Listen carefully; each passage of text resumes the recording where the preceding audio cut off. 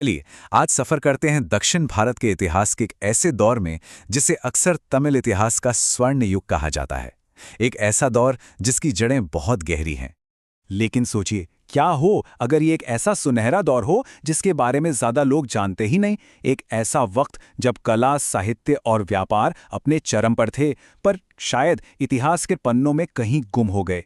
जी हाँ, हम बात कर रहे हैं संगम काल की। ये कोई छोटा मोटा दौर नहीं था। लगभग 300 ईसा पूर्व से 300 ईस्वी तक, मतलब करीब करीब 600 साल तक ये युग चला। यही वो समय है जिसे तमिल संस्कृति की नींव माना जाता है। अब ये नाम संगम कहाँ से आया? इसका सीधा सा मतलब है सभा या सम्मेलन। दरअसल ये नाम मदुरई में होने वाली उन शानदार सभाओं से आया है जहां उस दौर के बड़े बड़े कवि और विद्वान एक साथ बैठकर साहित्य पर चर्चा करते थे और नई रचनाएं करते थे।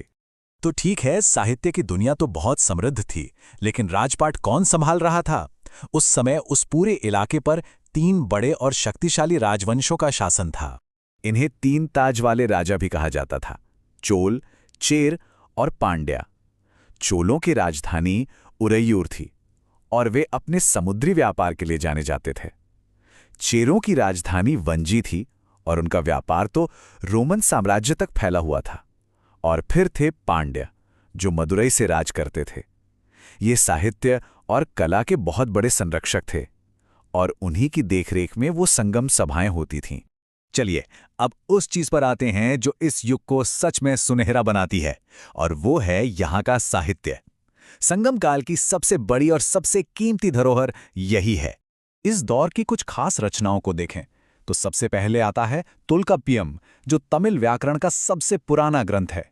फिर है एट्टुथोकई, यानी 8 कविताओं का संग्रह, और पट्टू पट्टू, यानी 10 लंबी कविताएं। लेकिन ये सिर्फ व्याकरण या कविताएं नहीं हैं, ये तो उस दौर के लोगों की सोच और जिंदगी में झांकने की एक खिड़की की तरह हैं। इन रचनाओं में समाज, प्यार, जंग, राजनीति और कुदरत के बारे में इतनी खूबसूरती से लिखा गया है कि पढ़कर लगता है जैसे सब कुछ आंखों के सामने हो रहा है। ये कविताएं हमें बताती हैं कि उस समय के लोग कैसे जीते थे, कैसे प्यार करते थे और कैसे लड़ते थे। अच्छा, साहित्य से थोड़ा आगे बढ़ते हैं और देखते हैं कि उस वक्त का समाज कैसा था और पैसों का लेन देन कैसे होता था, क्योंकि ये दौर सिर्फ कवियों और राजाओं का नहीं था, ये पूरी दुनिया के साथ व्यापार का एक बड़ा केंद्र भी था। ये बात आज भी सुनने में थोड़ी अजीब लगती है, लेकिन ये सच है। संगम काल में तमिल जमीन का व्यापार हजारों किलोमीटर दूर सीधा रोमन साम्राज्य तक होता था। सोचिए, 2 अलग अलग दुनियाएं समंदर के रास्ते एक दूसरे से जुड़ी हुई थीं। लेकिन सवाल तो ये उठता है कि इतने बड़े दावे का सबूत क्या है? आखिर इतिहास सिर्फ कहानियों पर तो नहीं चलता, उसे तो ठोस सबूत चाहिए। और सबूत मौजूद हैं जमीन के नीचे दबे हुए।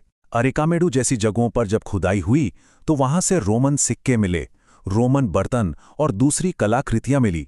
ये चीजें इस बात का पक्का सबूत है कि इन 2 महान सभ्यताओं के बीच व्यापार का एक गहरा रिश्ता था।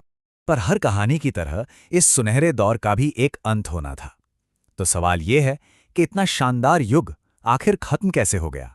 हुआ ये कि लगभग 3री सदी के आते आते राजनीतिक हालात बिगड़ने लगे, अस्थिरता बढ़ने लगी, और फिर कालभ्रर आक्रमण ने इस युग पर आखिरी चोट की, जिसके साथ ही संगम काल का अंत हो गया। तो इन सब का मतलब क्या है? संगम काल भले ही खत्म हो गया, लेकिन उसने भारतीय इतिहास को एक ऐसी सांस्कृतिक और साहित्यिक विरासत दी है जिसका कोई मोल नहीं।